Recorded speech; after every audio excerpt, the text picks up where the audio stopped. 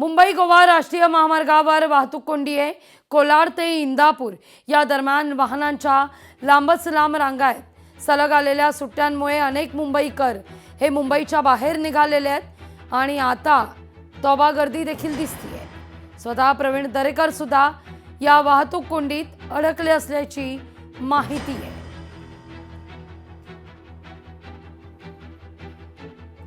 अधिक माहिती घेऊया आपले प्रतिनिधी भारत गोरेगावकर यांच्याकडून।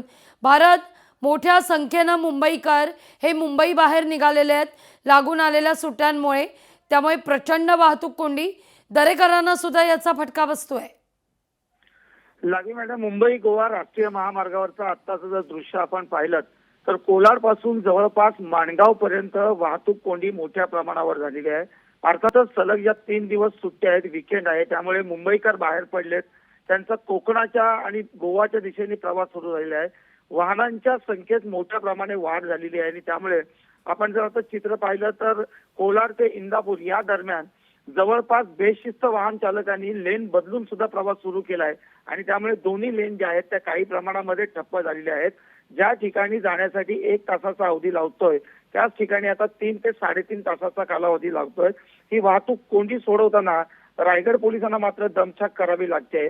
काही ठिकाणी मुंबई गोवा राष्ट्रीय महामार्गाचं काम सुरू आहे, याचा फटका या वाहतूक कोंडीला मिळतोय आणि त्याचबरोबर बेशिस्त वाहन चालक असतील, वाहनांची वाढलेली संख्या असेल, यामुळे प्रचंड प्रमाणात वाहतूक कोंडी झालेली आहे। स्वतः भाजपाचे नेते आमदार प्रवीण दरेकर हे देखील आता महाडच्या दिशेने प्रवास करतात, मात्र ते देखील या वाहतूक कोंडीमुळे अडकले असल्याची इथं पाहायला मिळतात। लागवी मॅडम।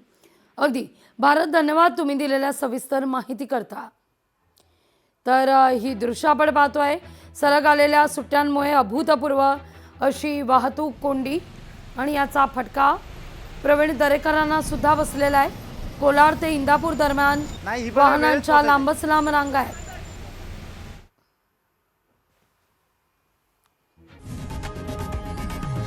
लोकशाही मराठी ऐका, पहा, जागरूक रहा।